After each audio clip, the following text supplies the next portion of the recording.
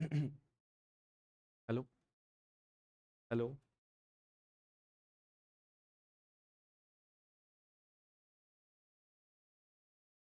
Good morning आप सभी को। अपन ने जो है पिछली क्लास में ब्लैक बॉडी रेडिएशन अपन लोग पढ़ रहे थे। और ब्लैक बॉडी में जो है अपन लोगों ने पढ़ा कि भाई ब्लैक बॉडी के जो थे क्लासिकल थ्योरी जो थी वो उसको समझाने में किस प्रकार से मदद करती है। तो वहाँ पर अपन जो है मोटे मोटे दो साइंटिस्ट पढ़ते हैं। एक जो है वो अपन पढ़ते हैं अपना वीन्स, है ना। और दूसरा जो वो अपन पढ़ते हैं अपन रेले। अरे हाँ या ना, दो साइंटिस्ट पढ़ते हैं ना अपन। और जो अपने विंस जो थे उन्होंने जो है वो आपका लोअर वेवलेंथ के लिए जो है ये ठीक ठाक अप्लीकेबल था। बाकी जो रेले जो था, रेले वो जो है वो अपना हाइयर वेवलेंथ के लिए जो है ठीक ठाक अप्लीकेबल था, है ना। या फिर मैं यूं बोल दूं कि मतलब कंप्लीट ही समझा पा रहा था हाइयर ऑर्डर को, और वो जो है वो लोअर ऑर्डर को। ठीक है। बाद में जो है ऐसा कोई नियम नहीं था जो पूरे कर्व को समझा दे। और पूरे कर्व से मतलब किसको है, जो वो अपन ने ऐसे वाले बनाए थे ना, वो वाले, अरे याद आ रहा है कुछ, ये वाले। तो इनको जो है पूरा समझा दे ऐसा कोई नियम नहीं था। फिर बाद में जो है क्वांटम थ्योरी जो है यहीं से थोड़ी स्टार्ट होती है कि भाई क्वांटम थ्योरी है क्या। और यहीं से थोड़ा क्वांटम का उद्गम होता है। तो प्लांक नाम का एक साइंटिस्ट था, मैक्स प्लांक, क्या नाम था, मैक्स प्लांक। मैक्स प्लांक ने जो है वो एक अवधारणा दी। अवधारणा, देखो दो तीन चीजें होती हैं फिजिक्स में। जैसे एक होता है अपना प्रिंसिपल बोलते हैं जिसको, कॉन्सेप्ट टाइप में आता है ना। तो वो क्या होता है कि वो कोई कोई चीज आपकी भाई प्रूफ हुई और आपने बना दिया, तो वो है कॉन्सेप्ट। एक होता है अवधारणा या परिकल्पना। वो क्या होता है कि आपने जो है कुछ चीजों को समझाने के लिए कुछ चीजें मान ली गई है ना। और वो चीजें तभी पॉसिबल है जब आप उनकी वो जो कल्पना है वो मानोगे। इसीलिए उसका नाम जो है इंग्लिश में हाइपोथेसिस और हिंदी में जो है परिकल्पना है। इसका मतलब कि आपकी जो है वो कोरी कल्पना है ना। बाद में फिर उसको सत्य क्यों मान लिया जाता है, क्योंकि अगर वो खूब सारी जो ब्रह्मांड में जो खूब सारी चीजें हो रही हैं और वो सब समझाई नहीं जाती, और उस थ्योरी के बेस पे अगर वो समझाई जा सकती है तो फिर बाद में ये मान लिया जाता है कि ये सही है। और मैक्स प्लांक ने जो है वो एक एक ही नियम से इस पूरे कर्व को जो है वो समझा दिया था, है ना। तो उसे मैक्स प्लांक की, एक तो हो गई मैक्स प्लांक की परिकल्पना, क्या थी वो मैं आपको बताऊंगा।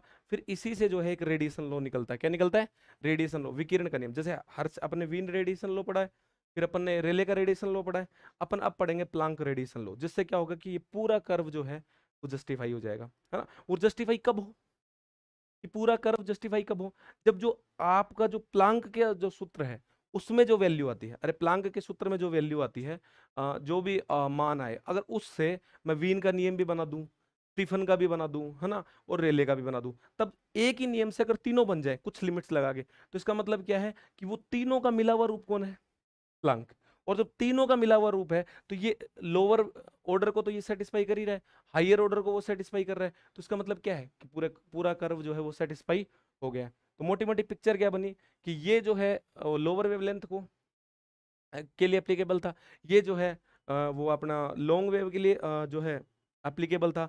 और जो अब जो मैक्स प्लांक का रेडिएशन लो आता है वो पूरे कर्व को जस्टिफाई कर देता है। और मैक्स प्लांक की जो है वो आपकी अवधारणा क्या थी, उसकी अपन अब बात करते हैं, है ना। और डालें इसको,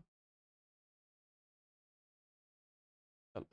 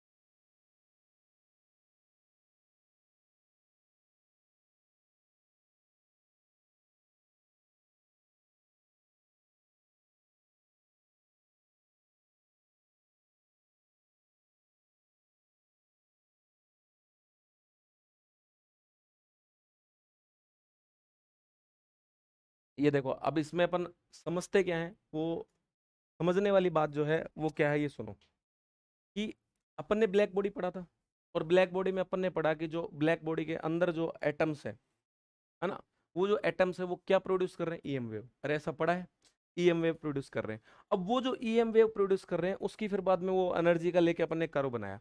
तो प्लांक ने सीधी सीधी सी बात की कि देखो आप जो एनर्जी ले रहे हो ना, वो एनर्जी कौन सी ले रहे हो, आप क्लासिकल ले रहे हो, और आप कह रहे हो कि एनर्जी जो है कंटिन्यूस है, यानी कि एनर्जी का प्रत्येक मान क्या है, संभव है।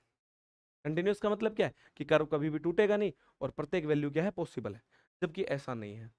तो बोल कैसा है, तो प्लांक ने कहा कि देखो ऐसा है कि वो ओसिलेटर जो है, ओसिलेटर कौन से, जो ब्लैक बॉडी के अंदर है, वो एनर्जी या तो रिलीज कर रहे हैं, या तो उत्सर्जित कर रहे हैं, और या अवशोषित कर रहे हैं। लेकिन वो जो भी कर रहे हैं वो एक फिक्स अमाउंट में कर रहे हैं। बोले वो फिक्स अमाउंट कितना है, वो फिक्स अमाउंट है एप्साइन नोट। और एप्साइन नोट का पूर्ण गुणज है। इसका मतलब समझे कि पूर्ण गुणज का मतलब क्या है, कि वो मल्टीप्लीकेशन ऑफ एप्साइन नोट है। इसका मतलब सिंपल सा ये हुआ कि अगर एक ऑसिलेटर एनर्जी को जो है इमिट कर रहा है, तो वो क्या करेगा, या तो अपसाइन नोट करेगा, या टू अपसाइन नोट करेगा, या थ्री अपसाइन नोट करेगा। समझ रहे हो ना। लेकिन वो गुणज हमेशा किसका रहेगा, मल्टीप्लीकेशन हमेशा किसका रहेगा, अपसाइन नोट का। फिर पूछा कि अपसाइन नोट क्या है, वो बोला कि अपसाइन नोट जो है वो मिनिमम एनर्जी है। अरे क्या है, minimum energy. Minimum energy of oscillator, जो वो ऑसिलेट जो है, ऑसिलेटर जो है वो उसको इमिट करता है, वो आपकी मिनिमम एनर्जी कितनी है, एच न्यू। और एच क्या है, प्लांक कांस्टेंट। और वो उसने बोला कि प्लांक कांस्टेंट, ये तो मैं बता ही दिया आपको कि ये प्लांक कांस्टेंट माना है, और न्यू आपके ऑसिलेटर की जो है वो फ्रीक्वेंसी है। और इसके अलावा जो है कोई एनर्जी नहीं होगी, या तो एनर्जी एच न्यू होगी, यानी अपसाइन नोट होगी, टू अपसाइन नोट होगी, या थ्री अपसाइन नोट होगी। अरे हाँ या ना। और ये जो मिनिमम एनर्जी है, ये मिनिमम मिनिमम जो एनर्जी है, इसको उसने बोला कि मिनिमम एनर्जी एक बंडल के रूप में है। अरे किसके रूप में है, एक पैकेट्स के रूप में, जैसे बिस्किट का पैकेट आता है, तो उसी के रूप में है। और उसको ही फिर बाद में उसने क्या नाम दिया, क्वांटा। क्या नाम दिया, क्वांटा। इसीलिए जो है इसको बोलते हैं प्लांक हाइपोथेसिस, या प्लांक क्वांटम थ्योरी। अरे हाँ या ना। तो वो जो मिनिमम एनर्जी को वो क्या बोल रहा है, क्वांटा।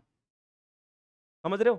तो बस ये छोटी सी बात जो है अपने को लिखनी है, और ये बेसिक सा है। उसके बाद जो है ये आसान सा नियम है। तो मैं लिखूं थोड़ा,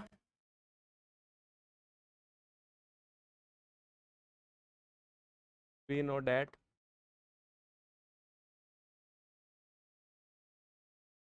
wins and Rayleigh law is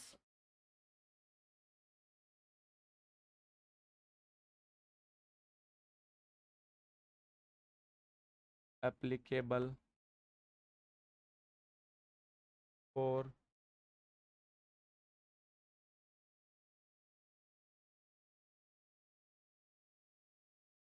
short wavelength and long wavelength respectively, है ना, कर्म से। but according to Planck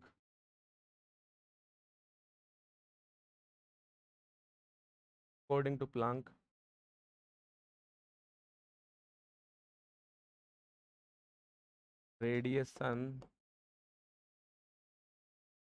energy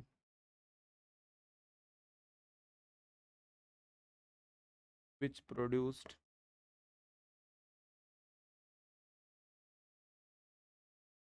by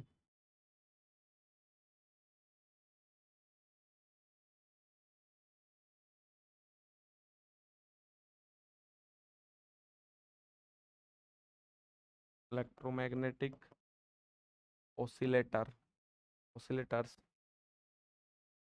radiation energy which produced by electromagnetic oscillator of black body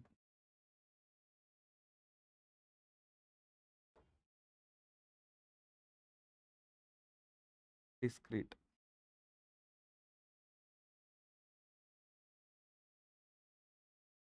है ना, discrete।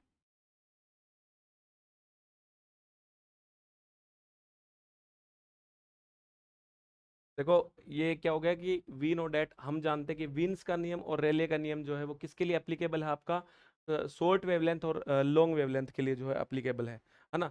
और फिर अपन लिख सकते हैं but according to Planck radiation energy which produced by electromagnetic oscillator of black body. जो ये black body जो है उसके अंदर जो ईएम वेव वाले जो ऑसिलेटर हैं उनकी जो एनर्जी जो है वो कैसी है, डिस्क्रीट है। और डिस्क्रीट का मतलब क्या होता है कि ऐसे पर्टिकुलर्स वैल्यू ले रही है वो। अरे वो क्या ले रही है, पर्टिकुलर्स वैल्यू। जैसे ये मान लो कि एप्सिलॉन नॉट है आपका, तो ये कितना हो गया 2 एप्सिलॉन नॉट, और ये 3 एप्सिलॉन नॉट, और ये 4 एप्सिलॉन नॉट, है ना। ऐसा नहीं है कि ये फिक्स वैल्यू है, अरे ऐसा नहीं है ना, कि बार बार जो है ये आपकी चेंज हो रही है ना। और फिर प्लांक क्या कहता है,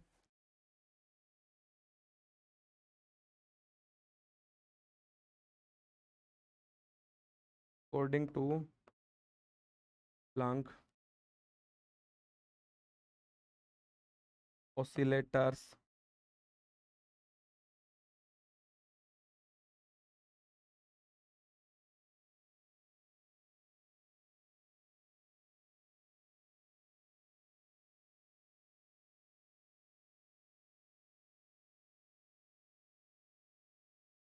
according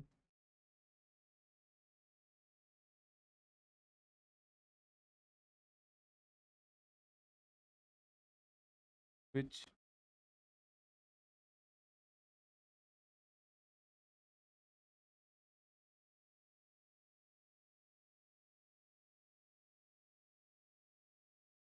equal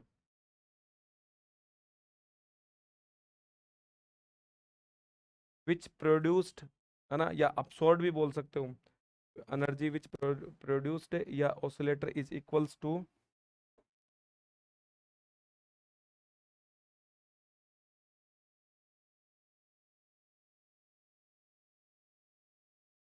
multiplication of upsilon note,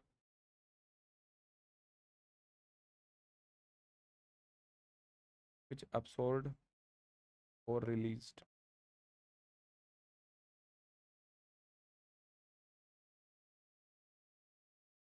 है ना, ये वाली एनर्जी। ये प्रोड्यूस से मतलब किससे का है कि absorbed और रिलीज्ड, या तो उत्सर्जित या फिर अवशोषित। भाई ऑसिलेटर दो ही प्रकार के काम करेगा, या तो आपका जो है वो एनर्जी निकालेगा या फिर अपने अंदर समावेशित कर लेगा, ठीक है। अपसाइन नोट आगे निकालो, multiplication of upsilon note,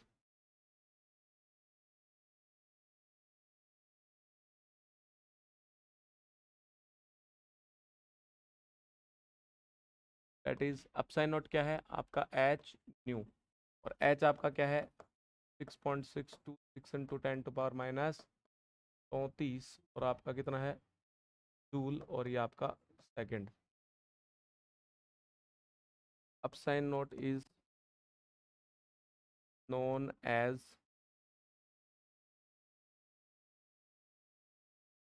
quanta of oscillators that is Planck quantum theory। अरे सही है ना,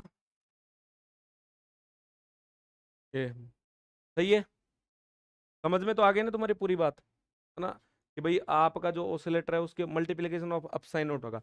इसका मतलब क्या है कि आपका अपसाइन नोट हो सकता है, 2 अपसाइन नोट हो सकता है, 3 अपसाइन नोट हो सकता है, ऐसे पर्टिकुलर्स वैल्यू। समझ गए ना, अरे हाँ या ना। अच्छा, डिस्क्रीट है, एनर्जी कैसी है, डिस्क्रीट है।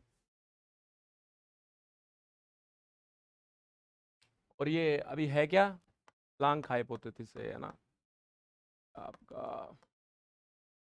भाई क्या माना उसने, है ना, जैसे ये वाला, ये आपका पहला टॉपिक है ना, ये इसी में पढ़ेंगे अपन सारे, ठीक है, ये वाला।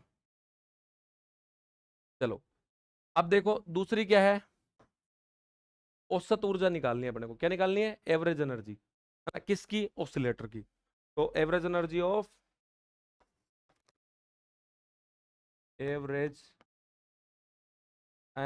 Of Planck oscillator,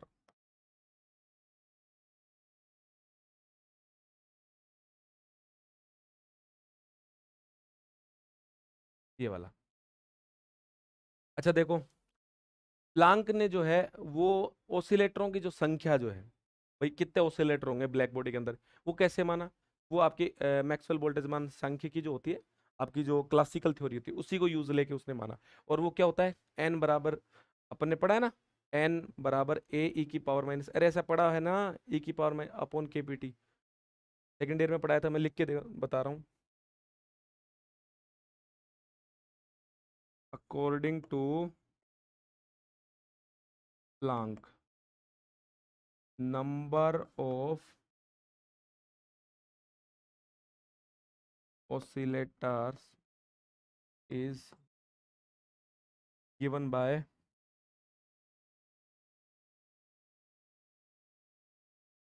mz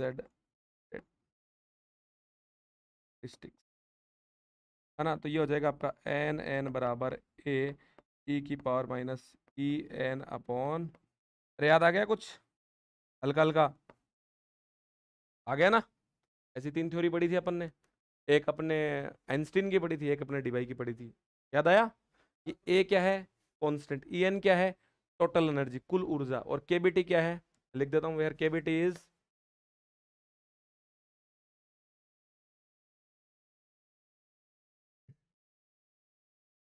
Boltzmann constant. ठीक है, वैल्यू क्या होती है केबी की, 1.38 इंटू 10⁻23, ये वाले, है ना। और यूनिट की बात करूँ तो क्या आ जाएगा, जूल पर केल्विन। ठीक है, आगे चलूं। देखो, अब हमने पढ़ा भाई आपका ई एन क्या होगी वहां पर। अच्छा, ई एन से पहले मैं बता दूं आपको, टोटल एनर्जी ऑफ ऑसिलेटर, वो क्या होगी, ई एन। और इसने क्या बोला, अरे प्लांक ने क्या बोला था, पीछे आओ, प्लांक ने बोला था कि एनर्जी आपकी इस टाइप से होगी। ठीक है, फिर ठीक है, फिर एनर्जी इस टाइप से तो होगी आपकी, बाकी एनर्जी का वो जो मिनिमम मान कितना होगा, एच न्यू, अरे कितना होगा मिनिमम मान, एच न्यू होगा। फिर आ गया हो, तो एच न्यू होगा, लेकिन मान लो कि उसमें एन ऑसिलेटर है, अपने को तो नहीं पता कितने ऑसिलेटर है ना, एन मान लिए, तो एनर्जी कितनी होगी फिर, एन एच न्यू। अरे हाँ या ना, इतनी बात ठीक है। इसको दे दूं मैं इक्वेशन नंबर 2, सही है यहाँ तक बात।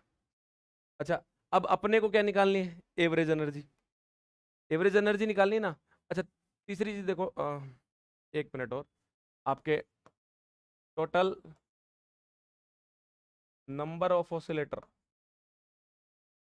टोटल 2 लाख कितने हैं ना, ऑसिलेटर्स क्या होते हैं, 2 लाख, और वो हो जाएंगे आपके एन बराबर समेशन एन एन, अरे पता तो है नहीं, तो एन मानेंगे।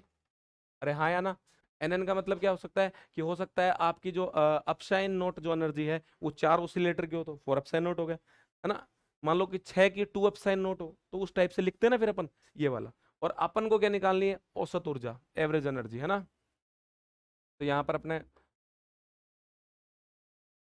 एवरेज एनर्जी, अरे कोई भी चीज का एवरेज कैसे निकालते हैं, कोई भी चीज का एवरेज कैसे निकालते हैं, कैसे निकालते हैं, कि जितनी क्वांटिटी है आपकी, भाई मान लो 4, ऐसे समझो तुम कि किसी चीज का एवरेज निकालना है, मैंने बोला कि अपने क्लास में जो है, और 15 बच्चे मान लो, है ना, 5 बच्चों की जो उम्र है वो 20 साल है, और 5 बच्चों की जो उम्र है वो अपने पास 25 साल है, और 5 बच्चों की जो उम्र है वो अपने 30 साल है ना। और मैंने बोला कि मुझे एवरेज बताओ कि क्लास में प्रत्येक बच्चे की उम्र एवरेज क्या होनी चाहिए, तो तुम क्या करोगे, 5 बच्चों की 20 साल है, तो 5 × 20 कितने हो गए, अरे 5 × 20 कितना हो गया, तो फिर मैंने बोला कि 5 बच्चों की जो 25 है, तो 25 × 5 125, 225 हो गया टोटल, तो पहले वाला।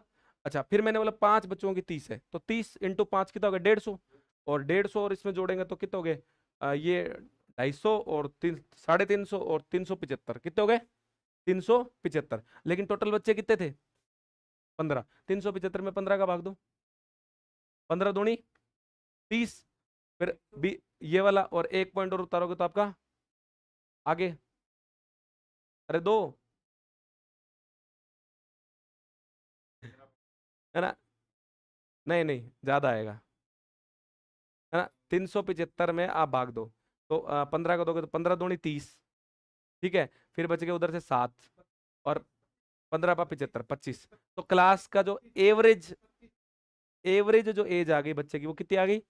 25। कैसे निकाला अपन ने? सारों को जोड़ जाड़ के ऐसे। तो अपन क्या निकाल रहे हैं यहाँ पर? Average energy. तो कॉन्सेप्ट तो सेम ही रहेगा। अरे कॉन्सेप्ट तो सेम ही रहेगा। अब देखो एवरेज एनर्जी निकालने के लिए अपने पास क्या होगी?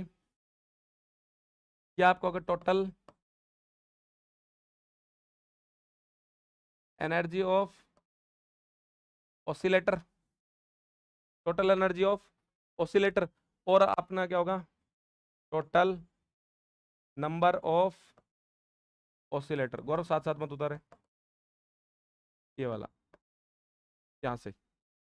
अब देखो यहाँ से टोटल एनर्जी ऑफ ऑसिलेटर कितनी होगी आपकी? En। जैसे एक तो होगी En, है ना? फिर आपका जो नंबर ऑफ ऑसिलेटर है वो भी लिखने पड़ेंगे आपको। अरे हाँ या ना? तभी तो पता लगेगा कि भाई यही तो हुआ कि 5 बच्चे 20 साल, 5 बच्चे 25, तो वो 5 तो साथ में ही आएगा ना। और टोटल कितने बच्चे हैं? अभी 15 थे ना। तो यहाँ पर ऑसिलेटर टोटल कितने हैं? n। अरे बोलो हाँ या ना? सही है। अपन को जो है बस मोटी मोटी वैल्यू पुट करनी है। तो देखो put value in equation for from 1 and 2। देखो एवरेज एनर्जी ये वाला, फिर आपका था समेशन, और आपका En तो NH सही है। और एन का मान कितना था? A, फिर E की पावर माइनस क्या था? En। तो En का मान तो अपने पास है तो है ही।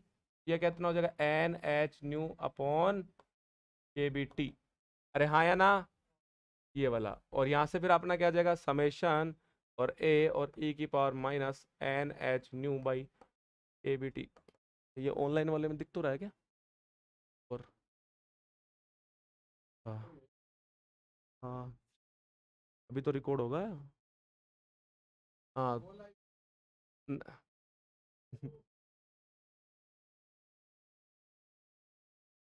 तसल्ली खा तसल्ली, ये हो रहा है ना इधर, इधर हो रहा है ना, सब में हो रहा है। ये हो गया यहाँ से। अब देखो इसको सोल्व करो। अब इसको सोल्व करना देख लो, ये तुम्हारे सॉलिड में भी काम आएगा।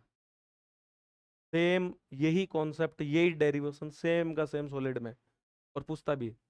तो इसलिए अभी मैंने बताया ना बहुत सारी चीजें। देखो मैंने कल एक क्वेश्चन बताया था, कि आपको बताया था कि ये वाला प्रश्न जो है मैं जब सिलेबस डिस्कस न्यूक्लियर में पूछता है, बताया था ना। आज मैं सॉलिड का बता रहा हूँ। इसलिए क्वांटम जो पढ़ोगे तो कुछ टॉपिक उनके भी हो जाएंगे, इसीलिए कह रहा हूँ बी सीरियस। ओके चलो, अब सुनो यहाँ से बात।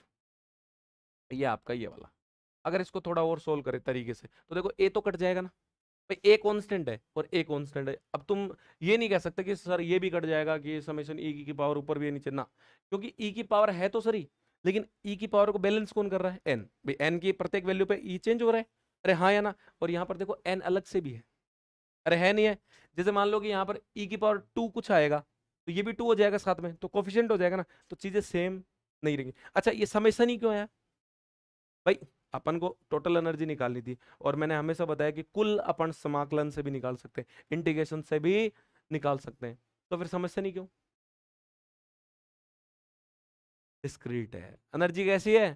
डिस्क्रीट है। डिस्क्रीट का मतलब टूटा फूटा मान है ना? सारी वैल्यू नहीं है। जबकि समाकलन कब लगाते हैं? जब सारी वैल्यू होती है। समाकलन कभी भी ऐसे सिस्टम पे नहीं लगता जिसकी एनर्जी क्या हो? डिस्क्रीट हो। समझ गए ना? इसीलिए समेसन लगाया है। चलो, तो ए तो आपका हट ही जाएगा, है ना? ये वाला तो ये आपका NH e की पावर माइनस, और NH और ये आपका KBT, ये आपका समेशन, और ये आपका e की पावर माइनस NH और ये आपका KBT, है ना? और मान लो कुछ, लेट कंसीडर, क्या मानोगे? H बराबर KBT को मैं बोल दूं x। आप नहीं भी मानोगे तो चलेगा, नहीं भी मानोगे तो ऐसा नहीं है कि होगा नहीं, हो जाएगा। बट क्या है, थोड़ी कैलकुलेशन थोड़ी सी लेंथी हो जाती है ना? और लेंथी हो जाती है फिर मतलब नहीं, गलत हो जाए उससे बढ़िया ये कुछ मान लो, है ना? नहीं भी मानोगे तो गलत नहीं है। समझ गए? चलो अब देखो यहाँ से, ये आपने किया तो NH तो यहाँ से देखो एच न्यू का मान निकालोगे तो एक्स के बी टी, है ना। मैं फिर बोल रहा हूँ कि एन एच न्यू का मान रखना आपको कोई जरूरी नहीं है, एन एच न्यू का मान रखना कोई जरूरी नहीं, और उससे कॉम्प्लिकेशन होगा भी नहीं। बस ऐसे जस्ट है फॉर्मेलिटी के लिए रख रहे हैं, क्योंकि एच न्यू खुद एक कांस्टेंट है, और आपका एन जो है वो सिस्टम के हिसाब से वेरी हो जाएगा, तो रखने वाली कोई इसमें बात है नहीं, फिर भी थोड़ा रख लेते हैं अपन। और यहाँ पर जो है ये समेशन, और यहाँ से अगर रखेंगे तो ये आ जाएगा एन एक्स और के बी टी, अरे बोलो हाँ या ना, और e की पावर माइनस एन एक्स, सही है क्या, और समेशन e की पावर माइनस एन एक्स, सही है। थोड़ा और आगे बढ़ेंगे, देखो केबीटी क्या है, कांस्टेंट, बाहर रख सकता हूँ ना, है ना। एक्स भी क्या है, कांस्टेंट, बाहर रख सकता हूँ, जबकि एन में इसको समेशन से बाहर में नहीं ले जा सकता, ऐसा क्यों, क्योंकि एन जो है वेरिएबल है, एन की वैल्यू यहीं से चेंज होंगी, और वो उसी हिसाब से चेंज होगा, समझ गए ना।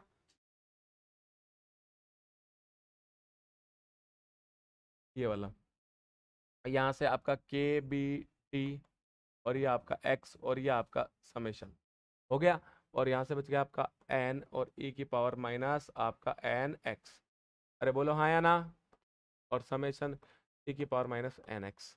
अब देखो मैं कुछ और करना चाह रहा हूँ यहाँ से, है ना। अब ये वाला जो n है ये ऐसे सोल्व करेंगे तो फिर कॉम्प्लिकेशन हो जाएगा, तो इसलिए मैं चाह रहा हूँ कि इस n को मैं खा जाऊं, है ना। इस n को मैं कुछ ऐसा कर दूं कि ये n गायब हो जाए, ओनली e की पावर ही बचे, और सही भी हो, ऐसा नहीं कि मिटाई दो बोले सर, है ना, गायब अपने आप ही हो जाएगा, ऐसा कुछ नहीं भाई, एक तरीके से हो, है ना। तो अपन क्या कर सकते हैं, देखो अपन इसको ऐसा लिख सकते हैं, तो तुम बताना मेरे को ऐसा लिख सकते हैं नहीं लिख सकते, अगर तुम्हें लगेगा कि ऐसा नहीं लिख सकते तो फिर अपन नहीं लिखेंगे, समझ गए ना, ये वाला, अरे सही है क्या, सही है। देखो वापस अवकलन करो तो क्या आएगा, ये n वापस माइनस का बाहर आ जाएगा ना। अच्छा समेशन जो है वो इसका साथ ही है, समेशन के साथ हमने कोई छेड़खानी नहीं करी, तो वो n वापस अंदर रुक जाएगा इंटीग्रेशन होते ही, तो कोई दिक्कत नहीं है ना। माइनस माइनस का n आ गया, लेकिन मैं हमने एक माइनस पहले लगा दी, तो माइनस माइनस फिर मिला के क्या हो जाएगा, प्लस, अरे सही है ना, ये वाला। और ये आपका समेशन ए की पावर माइनस एन एक्स, इसको मैं समीकरण नंबर दे दूं, कितने हो गए थे अपने पीछे, 4, चलो वो दे दिया समीकरण नंबर 5। अच्छा देखो भैया डेरिवेशन आराम से देखो ना, ये होंगे नहीं फिर बाद में, ये 5 हो गया।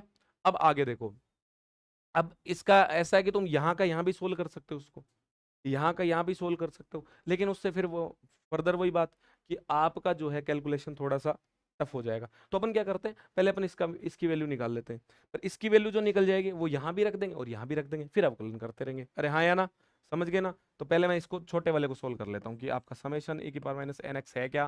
तो देखो n का मान जब 0 रखोगे तो आपका आएगा e की पावर 0 यानी 1, फिर आपका e की पावर 1 रखोगे तो माइनस एक्स, e की पावर माइनस 2x, और e की पावर माइनस 3x, ऐसे चलता हो जाएगा। अरे तुम्हें नहीं पता कहाँ तक चल रहा है, नहीं पता ना, ये वाला। तो इसमें देखो पहला पद क्या है, पहले पद को बोलते हैं ए, अरे पहले पद को क्या बोलते हैं, ए 1, और आर, आर होता है सार्वय अंतर, है ना, आर क्या होता है, डिफरेंस होता है, और डिफरेंस कैसे लेना है आपको, ये देखो दूसरा जो पद है सेकंड टर्म जो है उसको फर्स्ट टर्म से डिवाइड कर दो, या थर्ड टर्म को सेकंड से कर दो, फोर्थ को थर्ड से कर दो, समझ गए ना। मतलब दो अल्टरनेट जो टर्म है उनको आपस में डिवाइड करके क्या निकालते हैं अपन, डी निकालते हैं, है ना।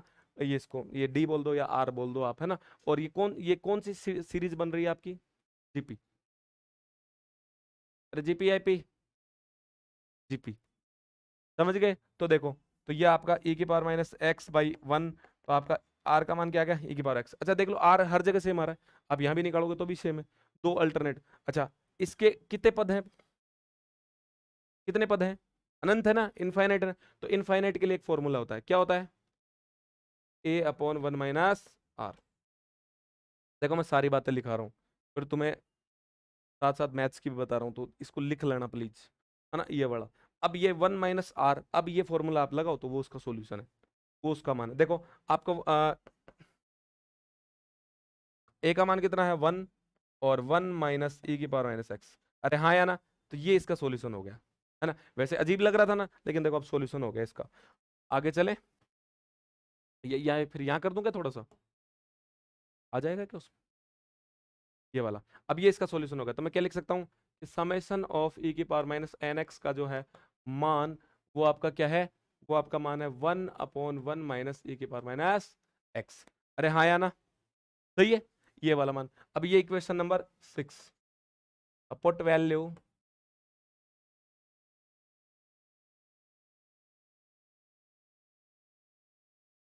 अच्छा तुम ऐसे मत कर देना कि इसमें इसका भाग दे दो तो e की पावर प्लस में आ जाएगी, है ना, अगले में पिछले का भाग देना है, समझ गए ना, फॉरवर्ड वाले में बैकवर्ड का भाग देना, बैकवर्ड अपन फॉरवर्ड मत कर देना, तो ये पॉजिटिव आ जाएगा और वो गलत है, समझ गए ना, ये वाला 6 नंबर। तो यहाँ पर आपका अगर वैल्यू रखेंगे तो एवरेज एनर्जी तो क्या आ जाएगी आपकी, ई आ जाएगा ना यहाँ तक, हाँ ठीक है। तो यहाँ पर ये आपका है माइनस का एक्स और ये आपका के बी टी, अरे हाँ या ना, फिर आपका डी बाई डी एक्स और ये आपका ये वाला, और समेशन की जगह आ गया 1/1 माइनस e की पावर माइनस एक्स। नहीं, ये रुको भाई, दूसरी जगह लिखने दो इसको, ठीक है, ये बाहर नहीं रहा,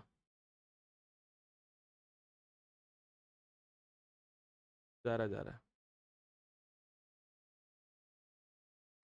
चलो अगले पन्ने पे कर लेते हैं, ये बोलो।